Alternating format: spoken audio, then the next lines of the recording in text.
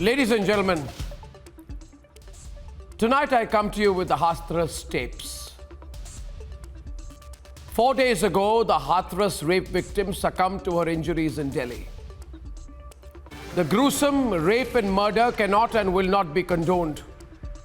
We questioned the hurried cremation that followed. We questioned and exposed the choreographed peace march fall by Rahul Gandhi. We said, hang the rapists. But for God's sake, don't once again do the dirty politics on the case. Today, viewers, we have accessed 3 audio tapes. 2 of them I'm playing today. The third, I have to say, unfortunately, refers to certain dark deeds of a news channel, so I'm not putting it out. People will say there's conflict of interest. But the 2 conversations which I'm showing today show how one political party may have hovered around a rape victim's family. These audio tapes show how the VADRA Congress may have had middlemen scavenge on the tragedy of a family in mourning. These audio tapes show how calls were made to the Hathras rape victims' kin and a person close to the family. And should the tapes be true, what it exposes is the heartless, utterly cruel and crude, obsessive and desperate political vulturism at the behest of the VADRA Congress. The Hathras tapes need to be debated, viewers, because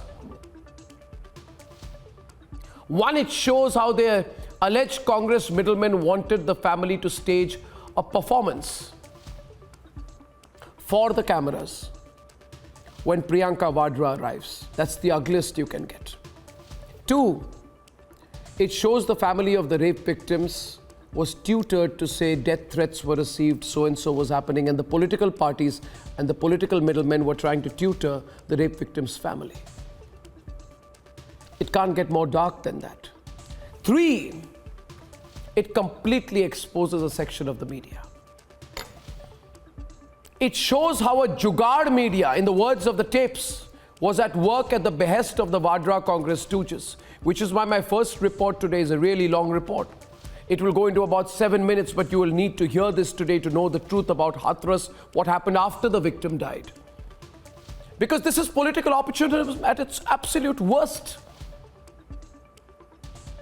It shows how political dalali is done over rape to lure the distraught family over compensation.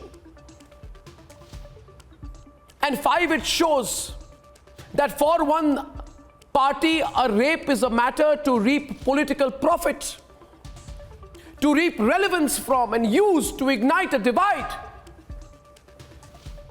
And once you've done it, you just wrap up your things and you move on.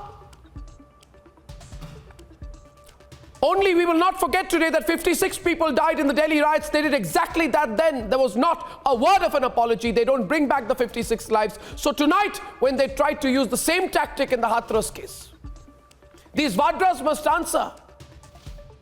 Did the Vadras try to pressurize the family and tutor them for political gain? And if they did, can anything be more heinous, viewers? Can anything be more heinous?